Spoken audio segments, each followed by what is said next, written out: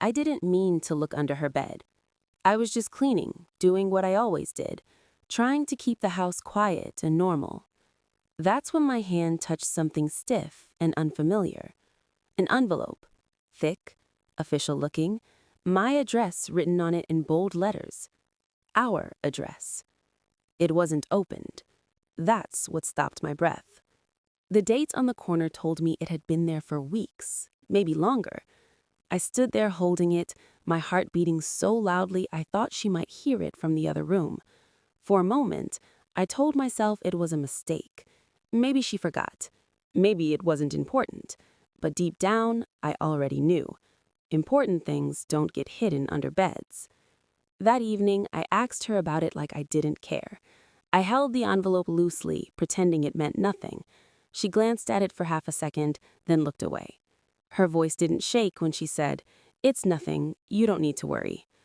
I wanted to believe her. God knows I wanted to.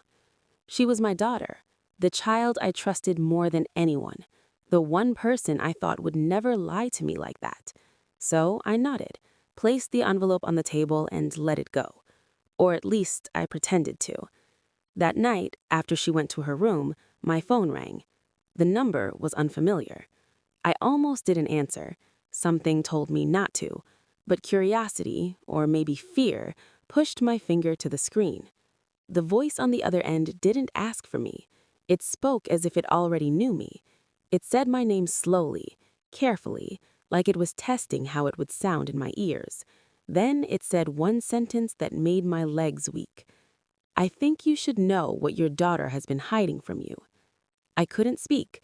I couldn't even breathe properly. My hand started shaking so badly I had to sit down on the edge of the bed. The voice continued, calm and cruel, dropping hints without giving answers. It mentioned paperwork, money, a decision already made without me. When the call ended, the room felt smaller, the walls felt closer. I stared at the dark ceiling and realized something terrifying. Whatever my daughter was hiding, it wasn't just about her. It was about us.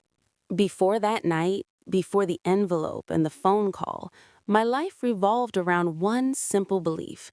My daughter and I were a team. It had been that way for as long as I could remember.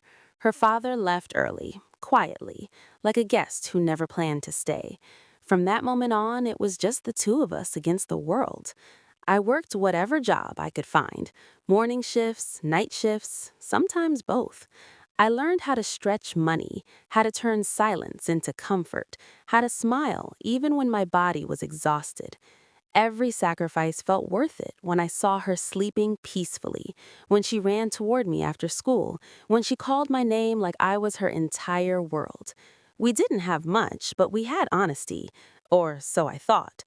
I raised her to talk to me about everything. When she was scared, when she failed a test, when someone hurt her feelings. I never yelled. I never shut her down. I wanted her to feel safe with me, the way I never felt safe with my own parents. I promised myself that my home would be different. As she grew older, things changed slowly. Not enough to scare me, just enough to make me proud. She became independent, confident, private in a normal teenage way. I told myself it was healthy. I told myself this was what good parenting looked like. I trusted her completely.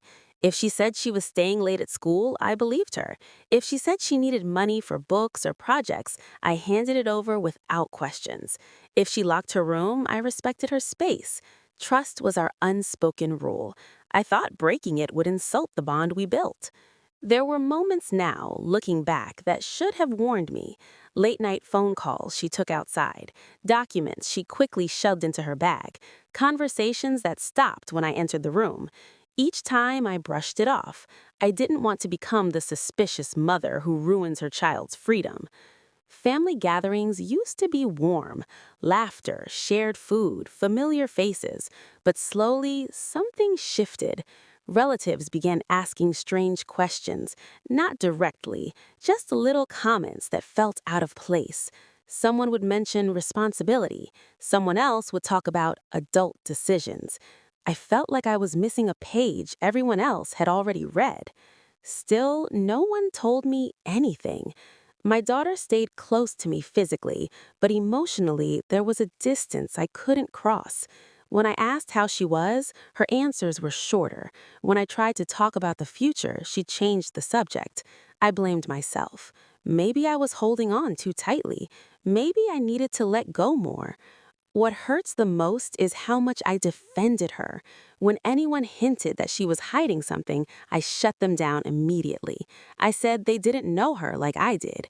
I said she would never do anything behind my back. I said she respected me too much. I said those words with pride. That's why the secret hurt so deeply.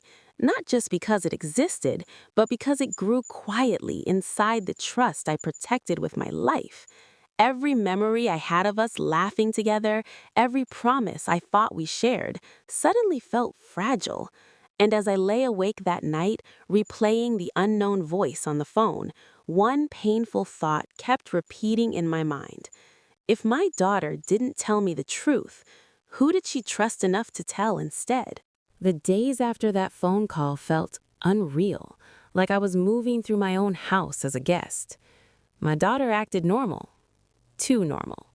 She laughed at the TV, asked what I was cooking, complained about small things like nothing in the world had changed.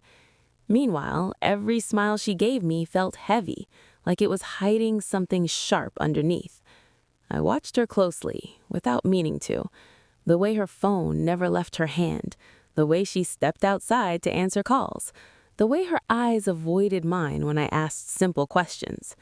Each small detail stacked on top of the other until my chest felt tight all the time. I tried to talk to her, not accusing, not angry, just a mother reaching out. I asked if everything was okay. She said yes. I asked if there was something she wanted to tell me. She smiled and said no. That smile hurt more than silence. One afternoon, I heard my name. It came from her room, low and rushed, followed by a sharp whisper telling someone to be quiet. I stopped in the hallway, my hand frozen in the air. I wasn't trying to spy. I was just standing there, listening to my own name being spoken like a problem. She said it again, this time with frustration, then words I wasn't supposed to hear. She doesn't know yet. My heart dropped. I pushed the door open, pretending I hadn't heard anything. She jumped, her phone slipping from her hand. For a second, I saw fear on her face. Real fear. Not teenage annoyance, not attitude. Fear. She recovered quickly, too quickly. "It's nothing," she said again, the same words from before. "You're imagining things." That was the moment something inside me cracked. Not loudly, quietly, like glass breaking under water. Later that evening, a relative came over unannounced, someone who used to call me daily, who now barely looked at me when we spoke. They sat across from me, restless, tapping their fingers, avoiding my eyes. I asked what was wrong. They sighed and said, "You should talk to your daughter." I told them I already had. Their response chilled me. "Then she hasn't told you." Told me what? They refused to explain, said it wasn't their place, said it would destroy our relationship if it came from anyone else. Then they left, taking answers with them. That night, I confronted my daughter again. This time, I didn't smile. I didn't soften my voice. I asked her directly what she was hiding from me. I told her someone had called. I told her people were talking. I told her I felt like a fool in my own family. Her face changed. She didn't deny it this time. Instead, she cried. Not loud, not dramatic, quiet tears sliding down her face while she stared at the floor. She said she did it to protect me. She said I wouldn't understand. She said she was trying to fix things before they got worse. Fix what?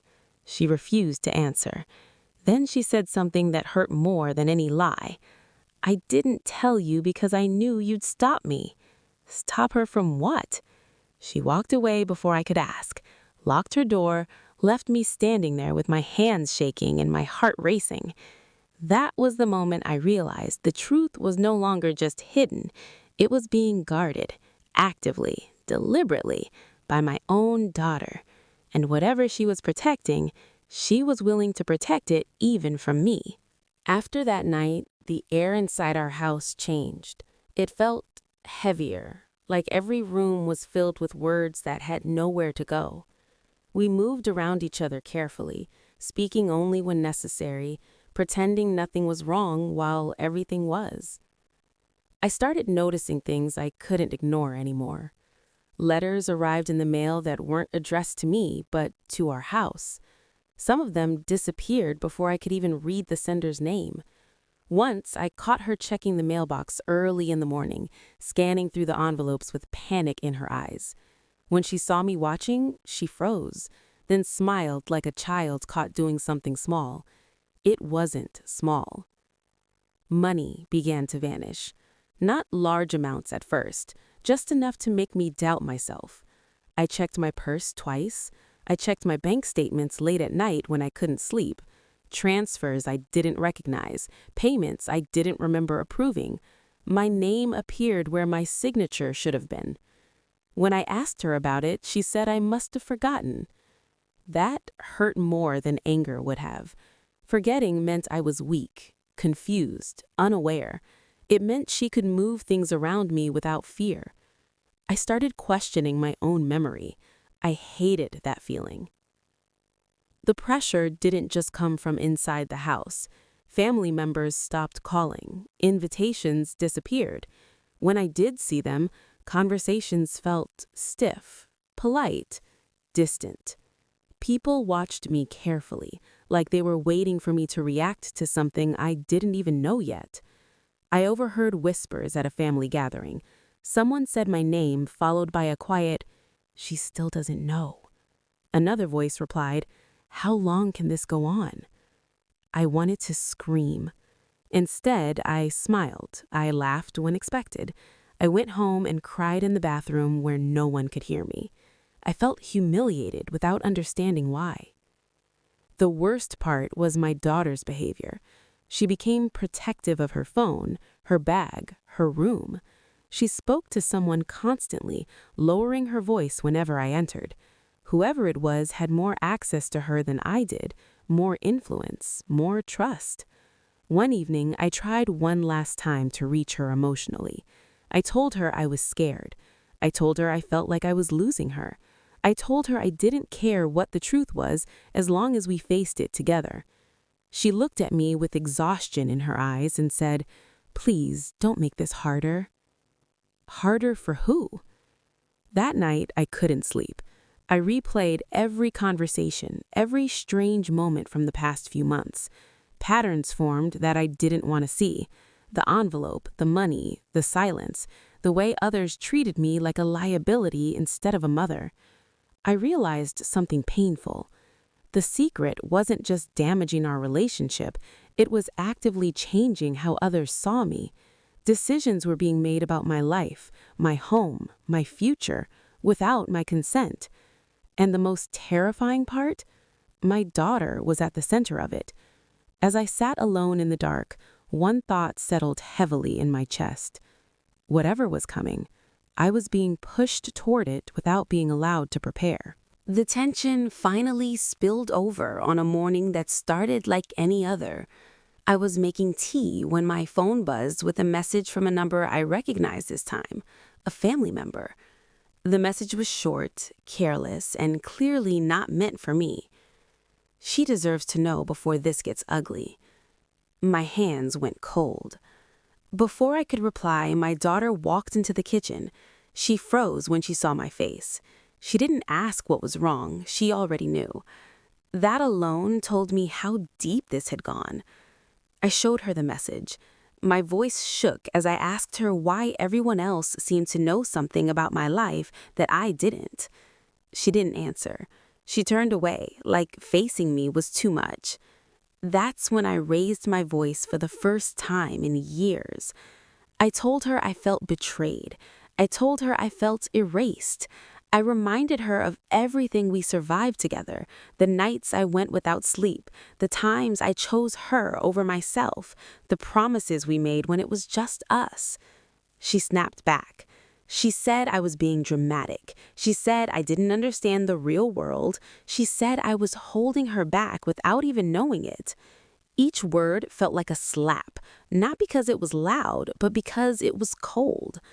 The argument escalated quickly. Voices rose, accusations flew. She told me I never let go. I told her she never told the truth.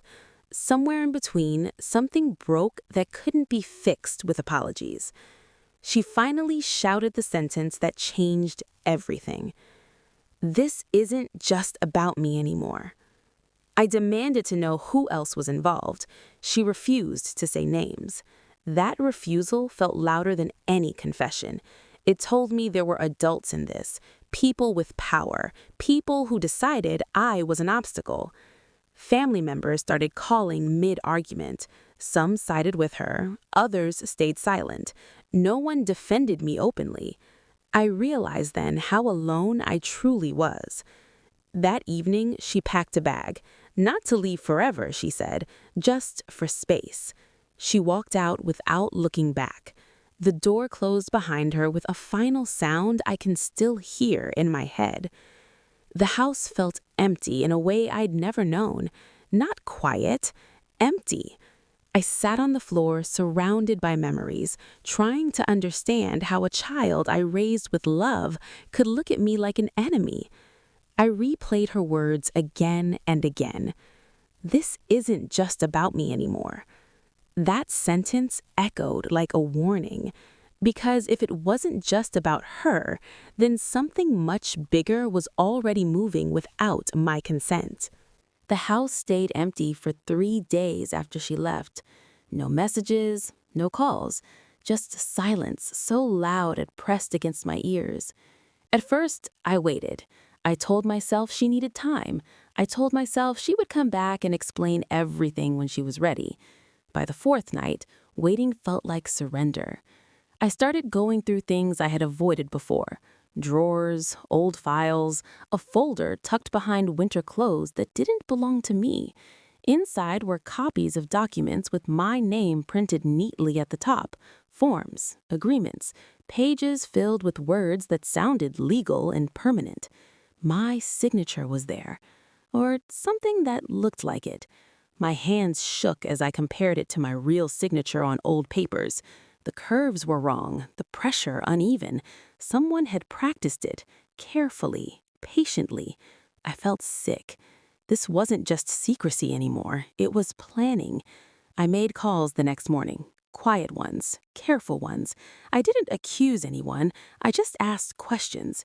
Most people avoided answering. Some told me I was overthinking. One person finally slipped and said, "You should be grateful she's handling this for you." Handling what? That was when the last piece clicked into place. Everyone had assumed I was weak, too emotional, too trusting. They thought decisions could be made on my behalf because I wouldn't understand or resist, including my daughter. I realized then that protecting her no longer meant protecting myself. If I stayed silent, whatever she signed, agreed to, or promised in my name would become my reality. I would wake up one day to a life I never chose. That afternoon, she finally called. Her voice sounded tired, defensive. She asked if I had calmed down. I told her I found the papers. The silence on the other end lasted too long. When she spoke again, her voice cracked. She said it was complicated. She said people pressured her. She said she thought she was helping. She said she planned to tell me eventually.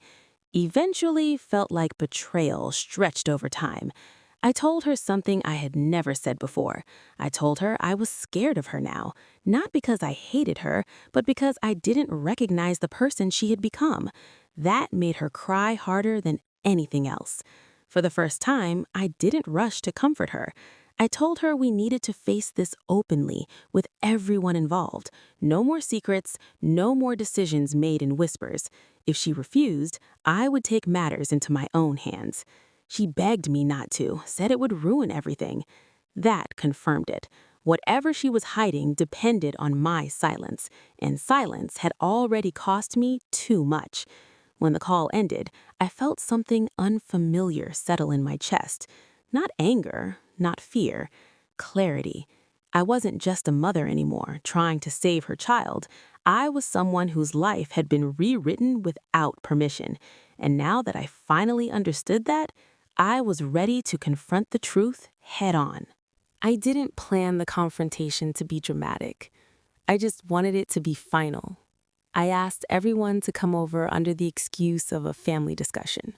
No accusations, no warnings, just a request they couldn't easily refuse.